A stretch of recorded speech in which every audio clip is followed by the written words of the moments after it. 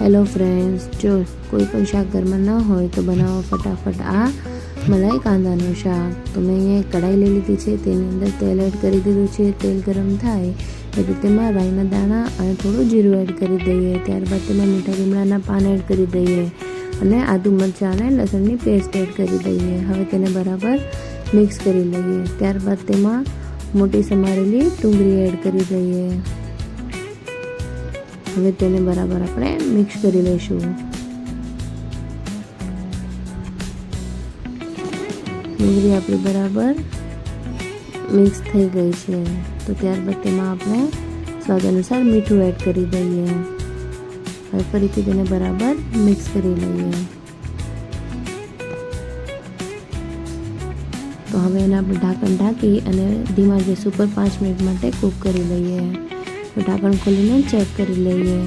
એકવાર મિક્સ કરી લઈશું. હવે ફરીથી ઢાંકણ ઢાંકી અને એને 2 થી 3 મિનિટ માટે કૂક કરી લઈએ.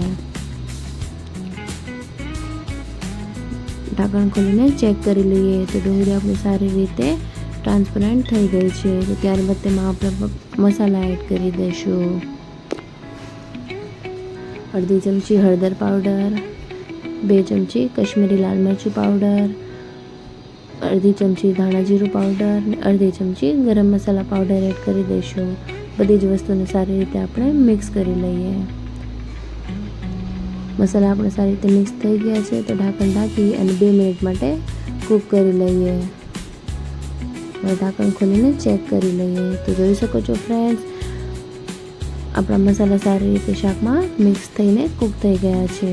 તો હવે આપણે તેમાં આપણી ઘરની ફ્રેશ મલાઈ એડ કરી દઈએ. હવે તેને આપણે શાકમાં બરાબર મિક્સ કરી લઈશું.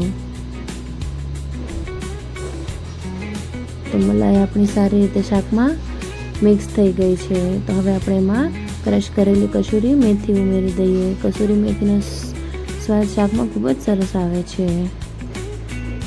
હવે તેની ઉપર આપણે થોડા કોથમીરના પાન એડ કરી દઈએ.